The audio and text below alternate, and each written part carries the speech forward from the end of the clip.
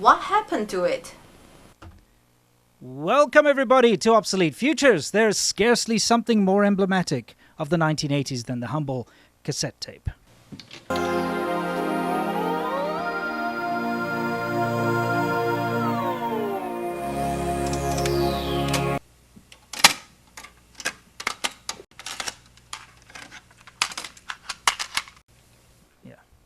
I even went searching around for a pencil so I could do the pencil trick, but guess what? It looks like pencils these days, at least all the ones in my house, are these rubbish rounded ones, and, well, it doesn't work. I can't rewind my cassette tape.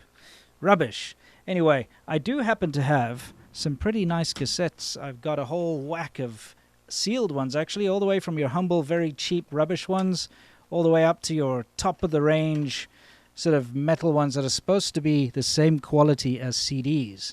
And speaking of CDs, that's another format that defined a generation. Think about the 90s. What would the 90s be without CDs? I mean, you know, CDs, those cool little plastic shiny things that, you know, we all listened to Alanis Morissette or whatever it was back in the day on. And there's something else. Not only are cassettes a way that we listened to music in the 80s, in our cars, our boom boxes, of course in the 90s too. These things never really went out of style until, I don't know, MP3s came along. Not only did we use these things to listen to music, but we also used them for software. Anyone who's owned a ZX Spectrum or a Commodore 64 with a data set knows just how painful it is to load a game from tape. You press play, you do that run command, you press play, and you have to wait 10, 15, 20 minutes with these colorful bars buzzing around. And yeah, it's nostalgic, but it sucks. Let's be honest, guys. Let's not pretend it was good. It was rubbish. Same thing for CDs. I'm holding a bunch of CD-ROM titles in my hands right now. I could have probably chosen better ones for a demonstration since I do have a fair amount, but well, that's a good one over there, System Shock 2.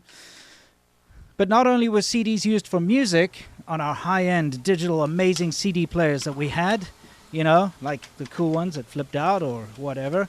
These things were awesome. I love CDs, at least the sound quality, but we used them for our games too, and they didn't take an age to load.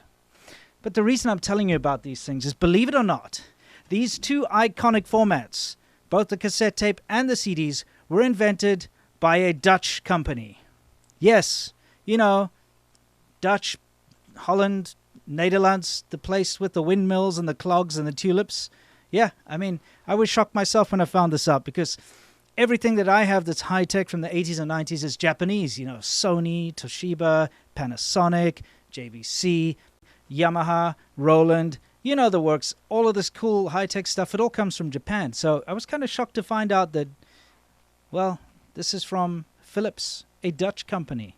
And Philips is awesome. And Philips created something which should have taken off, something that was incredible, something that was far ahead of its time, and it's exactly why I started this channel, Obsolete Futures. It's because I want to talk about the amazing ideas that came out in the 80s and 90s, things that could have been, and the Philips CDI was one of those things.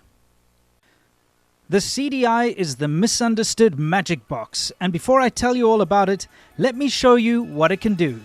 Take it away, Kiki.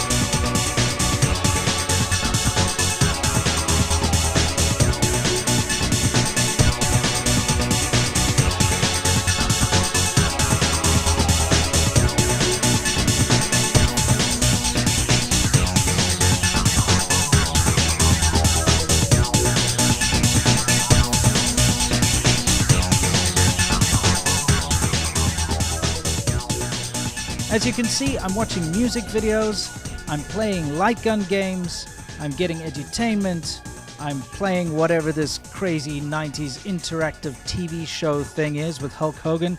I'm doing everything. This thing is awesome. That's awesome! Anyway, the CDI, for those of you who don't know, is a fantastic mystery box.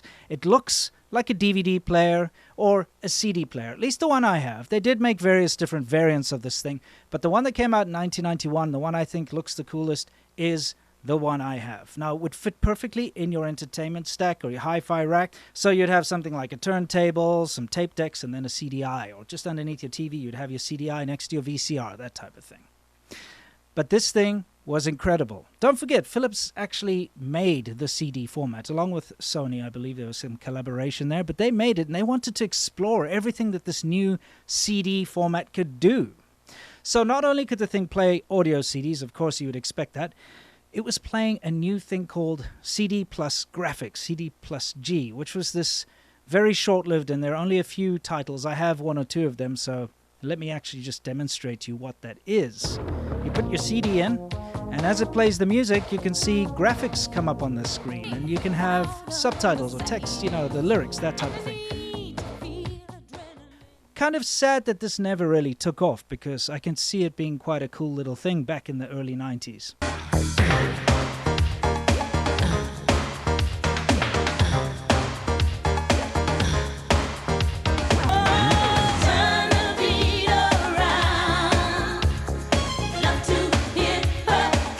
But not only could it play that, it could play video CDs, VCDs, with an MPEG-1 upgrade, which mine has, a little thing you plug into the back.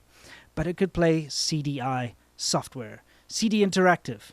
So the idea was that this would be your all-in-one entertainment. You listen to your music, you watch your movies, and you know what? No joke, especially for back when this was released, the quality is pretty good. I've got a copy of Top Gun and a few other things which I've watched on it, and hey, it's possible. It's about the same as a VHS, to be honest. You know, plus minus. Definitely not as good as a very good VHS player, but it's up there. So you'd watch movies, you'd listen to music, and you'd play games and do edutainment. There was a big focus on edutainment. And you had all these titles. Well, in fact, I actually own a bunch of these. Sesame Street titles, Bernstein Bears, the Busy Town, the Richard Scarry Busy Town stuff.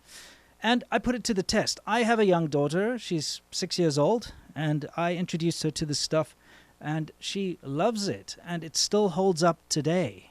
In fact, the animation is still good, believe it or not. And remember, I lived through the early 90s with early CD-ROM technology, and if you had a PC that could put out full screen, very good motion graphics like this thing does, it would have had to be incredibly high-end, incredibly expensive.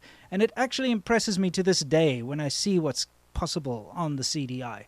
So you had all these edutainment games, you had, you know, your usual interactive movie type stuff, FMV games, which I absolutely love. I know they suck, I know they're schlock, but it's just one of those genres that I fell in love with back in the day, and to this day, I just love them. They suck, I know. I mean, the thing's got light gun games like Mad Dog McCree on it, and it's got a whole whack of other things. But I'm not here to talk about the games. You can find a million videos on YouTube talking about like the hidden gems and the best CDI games, and CDI versus 3DO. By the way, I do have a 3DO too, we'll talk about at some point. So there are genuinely some good, fun, entertaining, and so 90s games on this thing.